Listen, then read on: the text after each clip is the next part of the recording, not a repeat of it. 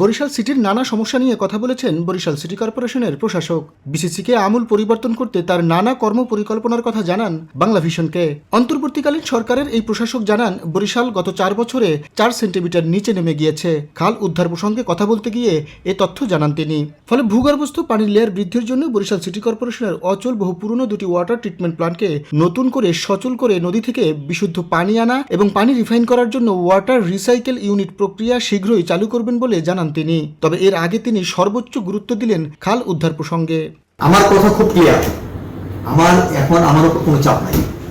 আমাকে কেউ ফোন দিয়ে কোনোদিন বলে নাই যে আপনি খাল হাত দেন, কেউ বলে, বরং আমাকে উৎসাহিত করা হয়েছে। গত 19 তারিখ আমরা যে ক্যাবিনেট সেক্রেটারি মহোদয়ের সাথে মিটিং করেছি, সেখানে ক্যাবিনেট সেক্রেটারি আমাদেরকে সব প্রণোদিত হয়ে আমাদের সকল কমিশনারকে বলেছেন যে এখন উপযুক্ত সময়, এই সময় আপনাদের যত কিছু উদ্ধার করা হচ্ছে সব উদ্ধার করে ফেলেন। আর আমি মনে করি এই যে বরিশাল শহরের যে খাল, এই খালগুলি হলো বরিশাল নগরে ধমনী, আমাদের দেহে যেমন ধমনী আছে, এর ভিতর দিয়ে রক্ত প্রবাহিত হয়, এই খালগুলো হলো বরিশাল নগরের ধমনী। এর ভিতর দিয়ে পানি প্রবাহিত হলে বরিশাল শহর তরতাজা থাকবে। জনভোগান্তির কথা চিন্তা করে নগরীর খালপাড়ের বাসিন্দাদের চলাচলের জন্য ব্যক্তিগত খরচে কালভার্ট বা পুল তৈরি করার অনুমতি দিয়ে খাল সরু না হয় তা লক্ষ্য রাখারও নির্দেশ দেন। যে কারোর বাড়ির সামনে যে খাল থাকে, সেই খাল থাকার কারণে যদি সরকারের রাস্তায় উঠতে না পারে, তাহলে সেই নিজ উদ্যোগে ওই খালের উপর কালভার্ট তৈরি করতে পারবে নিজ খরচে, তবে আমাদের অনুমতি নিয়ে। এটা আগে থেকেই আছে, সেই বিধান এখনো আছে। কেউ যখন আসে অনুমতি চাইতে, আমি এখন একটা বিষয় নিশ্চিত করি যে সে যে কাজটা করবে, আমার একটা লোকের উপস্থিতির কাজটা করবে, যেন সে খালকে ন্যারো না করে সংকুচিত না করে ফেলে। এই বিষয়টা নিশ্চিত করছি। এই বিষয় নিশ্চিত করে প্রত্যেককে আমি পারমিশন দিচ্ছি। পরে কথা বলেন নগরীর আরেকটি মুখ্য সমস্যা কাউনিয়ার ময়লার ভাগার প্রসঙ্গে। আবাসিক এলাকায় এই ময়লার ভাগাড়ের জন্য চরম ভোগান্তিতে এখানকার মানুষ। জমি অধিগ্রহণ করে এটি নগরীর বাইরে নেওয়ার পরিকল্পনার কথা জানালেন তিনি। 2 একর জায়গা খুঁজতেছি। 2 একর জায়গা যদি আমরা নগরে আউটস্কার্টে নাও পাই, আমি ভাবছি যে অ্যাকুইজিশনে যেমন সরাসরি ডাইরেক্ট কিনে ফেলবো। আমার 2 একর জায়গা কেনার মতো টাকা আমার আছে। আমি জায়গা খুঁজছি, 2 একর জায়গা যদি আমরা কোথাও পাই, তাহলে আমরা এই ড্যামেজ ইয়েটা এখান থেকে সরিয়ে নেব। আর এই ময়লার ট্রিটমেন্টের জন্য, এই ওয়েস্ট ম্যানেজমেন্টের জন্য আমার চিন্তা আছে বিভিন্ন রকমের।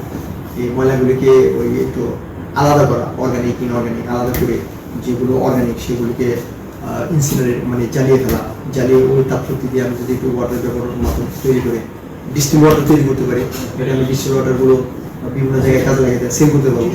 আমার ময়লাটা পেয়ে গেলে কার্বন ডাইঅক্সাইড নিঃসরণ হবে, পুরালে স্বাভাবিক। কথা বলেন নগরীর গুরুত্বপূর্ণ বেহালদশা সড়কগুলোর বিষয়ে। কাউনিয়া আবেদ আলী শাহর মাজার থেকে কাশীপুর চৌরাস্তা পর্যন্ত সড়কটি 2-1 মাসের মধ্যে সংস্কারের কথা উল্লেখ করে প্রশাসক বলেন, অন্য কোনো রাস্তার বিষয়ে খবর পেলে সেগুলো সংস্কার করা হবে।